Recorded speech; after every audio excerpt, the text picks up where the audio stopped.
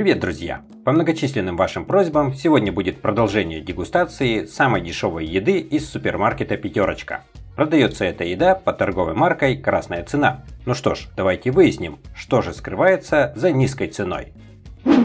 Паштет печеночный. Это мясосодержащий продукт. Паштет категории «Б». Основным компонентом в составе является печень свиная. Также есть и свиная шкура.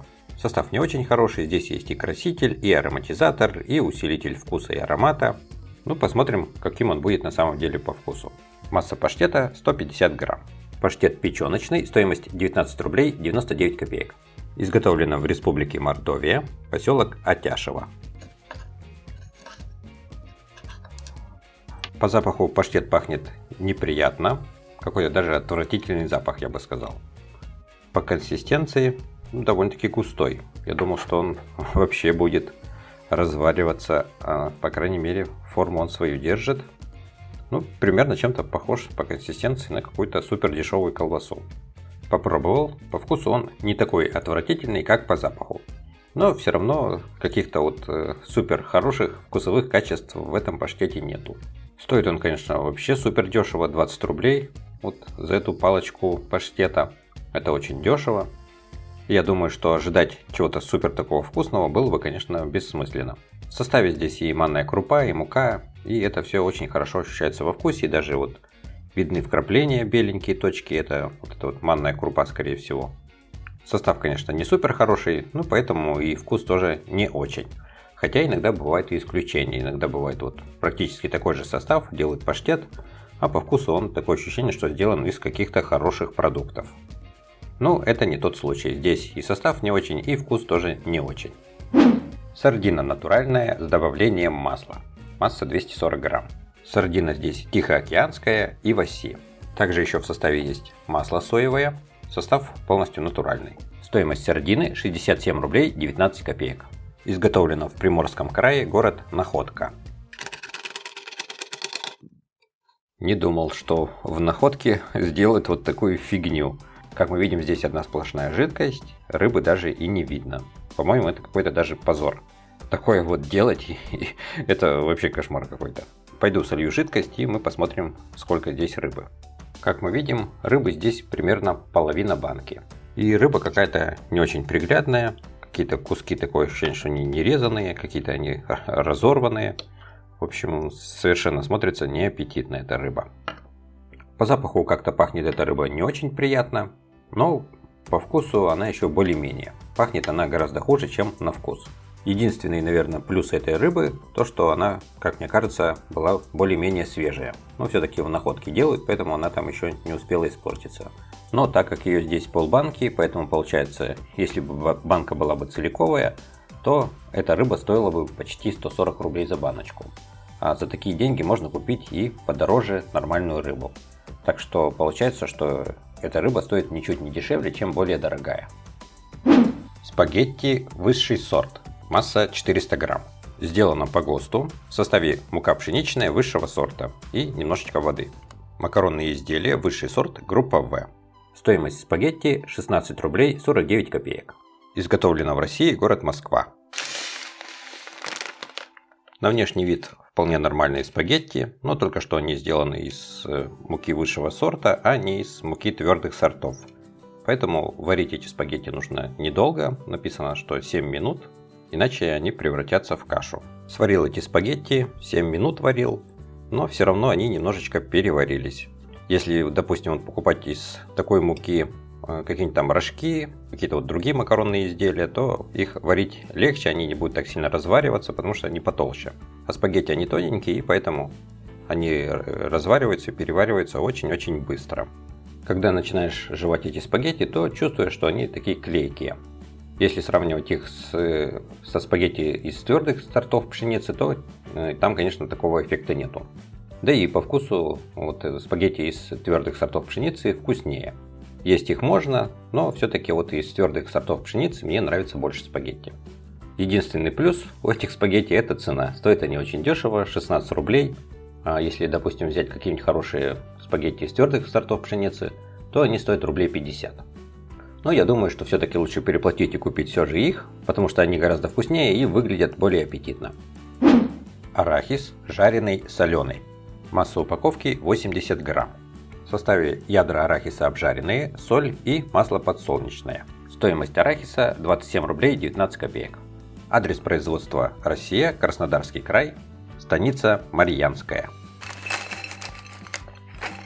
Даже уже визуально заметно, что этот арахис пережаренный, он слишком темный. Он, конечно, не горелый, но все равно мне, скажем так, такой не очень нравится, потому что все равно во вкусе вот чувствуется что-то такое пережаренное уже. Самый вкусный жареный арахис, когда он чуть-чуть такой кремоватый, а здесь цвет довольно-таки темный.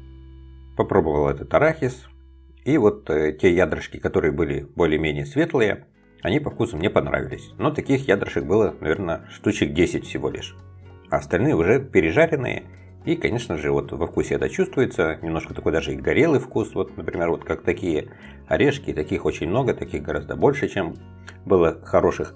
Плохо то, что упаковка это непрозрачная.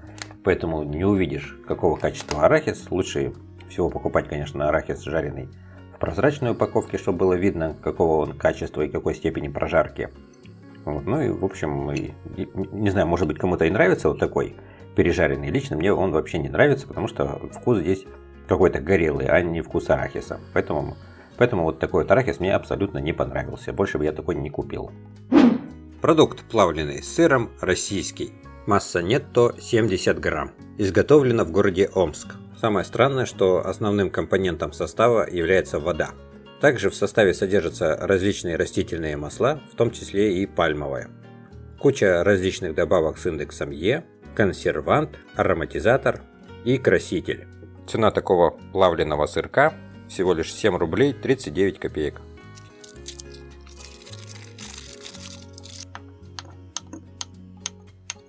По внешнему виду сыр выглядит неплохо. Сейчас попробую его на вкус. Сама структура сыра такая плотненькая, но когда его ешь, он превращается в какую-то кашеобразную массу и, в общем, практически не растворяется даже. По вкусу это, конечно же, не сыр. Есть его можно, я думаю, не отравишься от этого сырочка. Но никаких особых вкусовых качеств он в себе не таит. Ну и также, я думаю, что пользы тоже минимум, потому что в нем, как мы видели в составе, ничего, в общем, хорошего практически и нету. Паштет из гусиной печени. И опять здесь мы видим страшную надпись «Консервы мясо растительное». Это говорит о том, что здесь есть не только мясо, но еще и что-то растительное. В составе печень гусиная действительно присутствует, но и также еще всякие отходы, такие, например, как куриная кожа. Присутствует мука, крахмал картофельный и различные еще специи.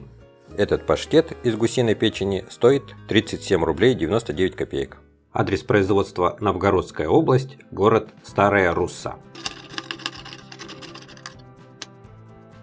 Даже визуально заметно, что здесь присутствует огромное количество беленьких маленьких вкраплений. Это мука и крахмал.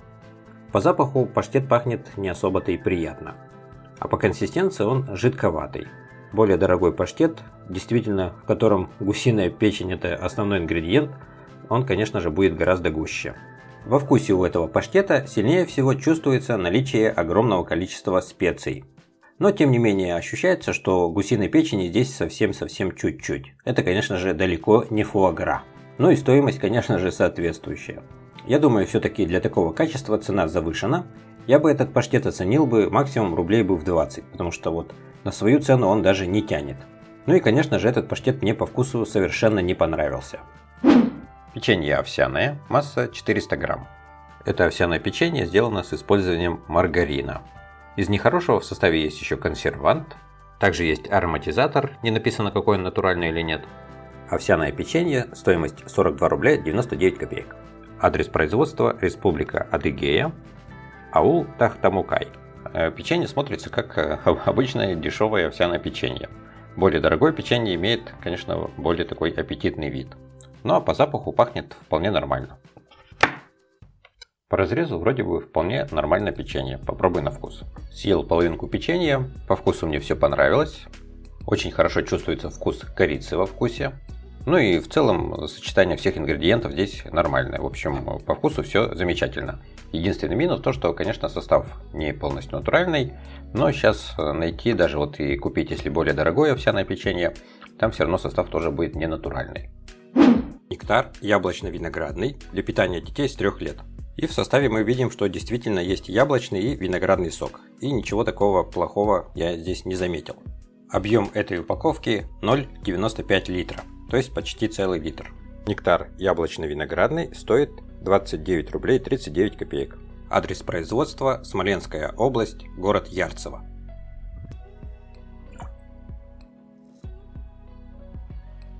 Внешне он выглядит, в общем, как и обычный яблочно-виноградный сок. Ничего такого необычного в цвете нету. Ну, только что отсутствует мякоть, ну и в составе тоже не написано, что он с какой-то мякотью, то есть он полностью без мякоти, этот сок. На вкус, в общем, неплохо, но возможно только что он более водянистый, чем более дорогие соки. Ну а так вот, и даже судя по составу, в нем ничего плохого нету. Стоит он по сравнению с другими соками очень дешево, поэтому я думаю, что такой сок можно покупать, и он вполне приятный на вкус. Друзья, если вам понравилось это видео, то ставьте лайк и подписывайтесь на мой канал. Всем большое спасибо за внимание и до новых встреч!